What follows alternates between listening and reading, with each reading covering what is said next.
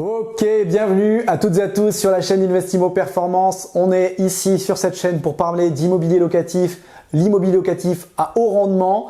Je m'appelle Ben. Aujourd'hui, on va parler de diversification de ton patrimoine immobilier. J'ai pris quelques notes, tu vas voir, on voit tout ça juste après le jingle.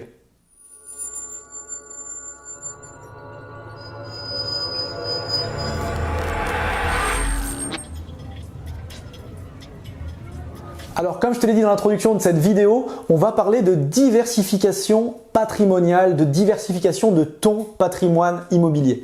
L'objectif de cette vidéo, c'est de te faire prendre conscience de l'importance que ça a pour moi, pour nous avec Tim, de diversifier ton patrimoine. Et on va parler de différentes sortes de diversification. Je vais te faire voir peut-être un peu plus grand que ce que tu as l'habitude de voir, mais je pense que c'est nécessaire pour avoir un objectif, une vision à très long terme comme on a. Notre ambition, c'est de se constituer réellement un patrimoine important, solide, de devenir indépendant financièrement et d'avoir un patrimoine qui résiste à toutes les pseudo-crises ou crises qui pourraient survenir dans l'immobilier. Alors pour ça, on va essayer de diversifier. L'idée de diversifier, c'est de répondre à un adage qui est ne pas mettre tous les œufs dans le même panier. Ne pas mettre tous les œufs dans le même panier, c'est de ne pas faire que le même type d'investissement. Alors ça, c'est un mode de diversification. Donc je vais te parler de tout ça et on va parler par exemple, pour commencer, des différents modes de location. Tu le sais, sur cette chaîne, on parle beaucoup notamment de colocation, de location meublée. Et dans la location meublée, tu le vois, il y a plusieurs façons de le faire. De la location meublée à l'année, de la location meublée pour un étudiant, par exemple pendant 9 mois un étudiant, et puis par exemple de faire de la location courte durée l'été. Il y a la possibilité de faire ce qu'on appelle de la colocation, il y a la possibilité de faire de la location saisonnière. Donc ça, c'est que dans la location meublée, on a déjà 5 manières ou façons de le faire. Donc, ça va te prévenir de quoi? Ben écoute, si tu as de la location meublée à l'année, s'il y a un problème dans ta saison avec la courte durée, tu ne seras pas impacté. Si tu as des étudiants, tu ne seras pas forcément impacté par une augmentation potentielle du taux de chômage ou de moins de familles qui cherchent des biens immobiliers. Si tu fais de la colocation, ben potentiellement, si jamais tu as un impayé de loyer, ben on va diviser ton risque parce que tu auras plusieurs locataires. Si tu fais de la location courte durée, tu vas avoir un avantage parce que tu vas doper ta rentabilité. Clairement, tu vas l'augmenter, tu vas mettre de l'argent de côté, tu vas pouvoir vite engranger de l'argent. Et donc, tout ça combiné, ça te permet d'avoir quelque chose qui est globalement résistant à différents scénarios qui peuvent survenir dans la vie, dans ton pays, en tant qu'investisseur immobilier. Ok. Sauf que, si on pense à ça, on se dit, j'ai diversifié, mais je suis en meublé. Donc, je suis emprisonné dans la fiscalité du meublé. Et c'est là où c'est intéressant parce que, qu'est-ce que tu vas pouvoir faire? Tu vas pouvoir diversifier. Et à la place de faire du meublé, peut-être que tu vas faire de la location vide, des revenus fonciers. De la location vide, du nu, du revenu foncier. Donc ça, c'est une diversification d'un point de vue fiscal et de type de mode d'exploitation. Donc on a le fiscal, nu versus meublé, et de type d'exploitation avec les différents modes d'exploitation en meublé que je t'ai énoncé précédemment. Donc ça, c'est une première chose.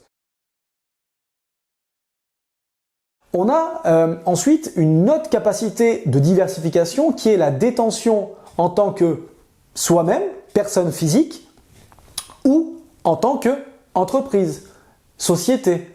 Alors on peut créer par exemple une SCI qui pourrait être à l'IR ou à l'IS. Dans ce cas-là, on va être avec un autre associé, une autre personne, on n'est pas en personne seule. On pourrait avoir de l'indivision avec d'autres personnes.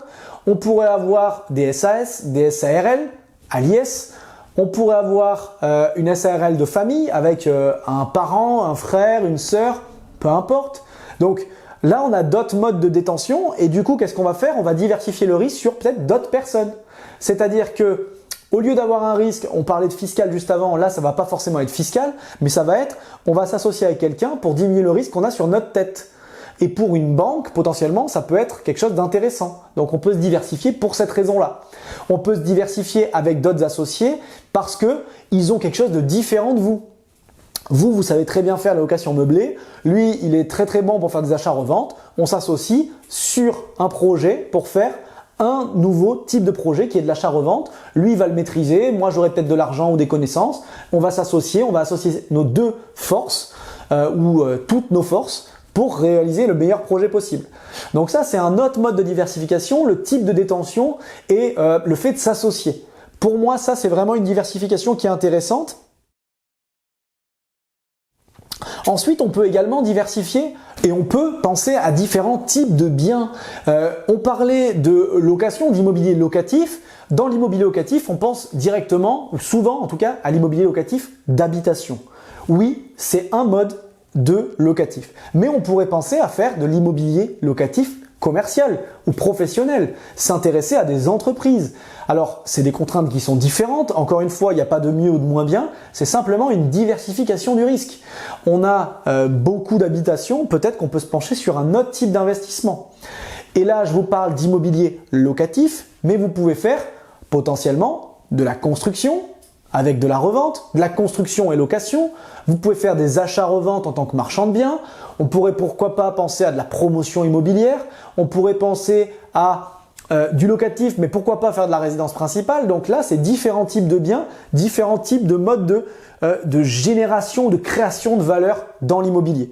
Donc ça, c'est encore quelque chose de plus qui peut être intéressant. Donc on a parlé de la fiscalité, du type de bien, du mode d'exploitation, de la détention, du mode de détention. Là on a parlé du locatif versus pas du locatif versus du commercial locatif ou du habitation locatif. Mais si on va plus loin, on pourrait penser à investir dans différents pays. Parce que imaginez que l'immobilier aille mal dans votre pays, le pays où vous investissez. Mais qu'à côté, le pays d'à côté, un pays qui est plutôt stable, il va très bien, voire même il fait l'inverse, il fait un marché haussier, le prix de l'immobilier augmente versus, admettons si on investit en France au départ, le marché de l'immobilier en France diminue. Donc là on est passé à l'international. Ok, ça peut être très intéressant. Et je vous parle de l'international, mais avant de parler de l'international, on pourrait se dire, alors moi j'habite dans tel secteur, je vais investir dans le département d'à côté. Et je vais investir à la campagne aussi et à la ville également. Donc ville, campagne, le département d'à côté, la région d'à côté et pourquoi pas l'autre bout de la France aussi. Pourquoi pas? Pourquoi j'investirais pas un peu à la montagne, un peu à la mer? Pourquoi j'investirais pas dans une grande métropole plus patrimoniale et dans un petit bled plutôt avec de la rentabilité locative? Je peux faire ça. Et l'idée, c'est de se dire, je vais lisser mon risque. Quand on parle de lisser mon risque, c'est-à-dire au lieu d'avoir des pics, des creux, avec des bonnes activités et des moments de crise qui se cassent un petit peu la figure, on veut avoir quelque chose qui est peut-être moins rentable, potentiellement, c'est pas dit, en tout cas, qui a moins de risques et qui va plus résister à long terme à toutes les crises. Donc je vous ai parlé de diversification géographique en termes de pays, je vous ai parlé également au sein d'un même pays, dans différents secteurs, différents endroits. Et on pourra aller plus loin encore parce que qu'est-ce qui est comme risque supplémentaire par rapport à ça? Ça pourrait être un risque monétaire. Alors, imaginons qu'on est en France, on va investir dans les pays de l'Union européenne qui vont payer en euros. Mais imaginez que l'euro se casse la figure. Qu'est-ce qui fait votre patrimoine immobilier? Il se casse également la figure. Si vous avez diversifié dans différentes monnaies, alors on va prendre l'exemple, vous investissez, je sais qu'il y en a qui font aux États-Unis, ça pourrait être pourquoi pas dans les pays en Asie, ça pourrait être dans des endroits où on va payer peut-être dans les pays en Afrique. Enfin, il y a vraiment plein de pays qui n'utilisent pas l'euro, qui ont d'autres systèmes monétaires, qui ont potentiellement un bel avenir devant eux également. Et en fait, même s'ils n'ont pas un bel avenir, s'ils ont un avenir juste stable, eh bien, ce qu'ils feront, c'est que potentiellement, ils éviteront que le crash, par exemple, de votre monnaie ou de la valeur de votre bien immobilier monétairement, elle se crache et que vous ayez quelque chose pour remonter la pente et pour compenser ça. L'idée, c'est de diversifier à différentes échelles, à différents niveaux. Alors, je ne suis pas certain que tu aies déjà entendu parler de tout ça auparavant dans des vidéos, etc. Donc, je suis très content d'aborder ce sujet. Comme je te le disais, on va voir grand, on va voir plus grand que ce que tu peux voir d'habitude. On n'est pas dans une bataille de chapelle en disant « moi je fais de la courte durée, moi je fais de la coloc, je fais de la location meublée, c'est mieux ». On est bien plus loin que ça. On a une vision d'investisseur à long terme qui est d'une vision de patrimoine d'une famille ou d'une personne, un patrimoine seul ou d'une famille, pour pouvoir le lisser et pour pouvoir envisager sereinement, éventuellement, de devenir, ce que j'aime pas dire, un rentier de l'immobilier, quelqu'un qui vit peut-être de ses loyers, mais de façon pérenne. Parce que moi, je suis convaincu que avoir quelques appartements qui dépendent d'un statut fiscal dans un seul pays, avec un type de mode de location dans un seul secteur, c'est dangereux. Peut-être que ça ira très bien pendant un certain nombre d'années, peut-être qu'au bout d'un moment, ces personnes-là vont comprendre, elles vont diversifier naturellement, mais s'il y a un problème dès le début, ça risque de poser problème. Donc moi j'aime bien être vraiment en sécurité et voir beaucoup plus loin, jouer dans une autre cour, peut-être la cour des grands. On va essayer d'investir dans différents types de biens. Si je peux me permettre de rajouter quelque chose, on pourrait penser aussi à d'autres investissements que de l'achat en physique. On pourrait parler, pourquoi pas, d'achat de pierre papier, ce qu'on appelle la SCPI. Où c'est des fonds, en fait, des groupements d'investisseurs qui forment un fonds et qui en fait détiennent et exploitent des locations. Alors souvent ça va être du bureau, du local commercial, du local professionnel dans des grandes villes, dans des grandes métropoles, mais on pourrait avoir des choses un petit peu mixtes là-dedans. On pourrait pourquoi pas avoir des terres agricoles aussi.